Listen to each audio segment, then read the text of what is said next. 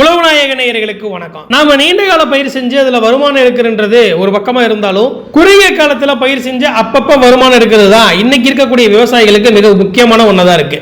அந்த வகையில நம்ம குறுகிய காலத்துக்கு இந்த காய்கறி பயிர்களை பயிர் செஞ்சா அடுத்தடுத்து விவசாயம் செய்ய சரியா இருக்கும். விவசாயிகளுக்கு அவ்வப்போது கையில காசு பணம் புழங்கிக்கிட்டே இருக்கும்.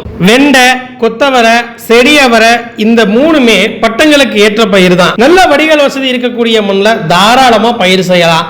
இதுக்கு சரியான நேரத்தில் சரியான முறையில் உரமும் தண்ணீரும் பாய்ச்சணும். அவ்வளவுதாங்க. வெண்டையும் கொத்தவரையும் 45 நாள்லயே நமக்கு பறிப்புக்கு வந்துடும். செடியவரை 70 to 75 நாள்ல பறிப்புக்கு வந்துடும்.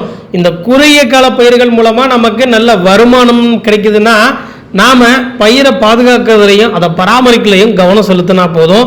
மற்றபடி எல்லாமே உங்களுக்கு தரமான ஒரு விவசாயமா இந்த குறுகிய காலத்தில் அமைஞ்சிடும். இது மாதிரி விவசாயம் சார்ந்த தகவல்களை தெரிஞ்சுக்கிற நம்ம உழவுநாயகனை மறக்காம ஃபாலோ பண்ணிக்கோங்க.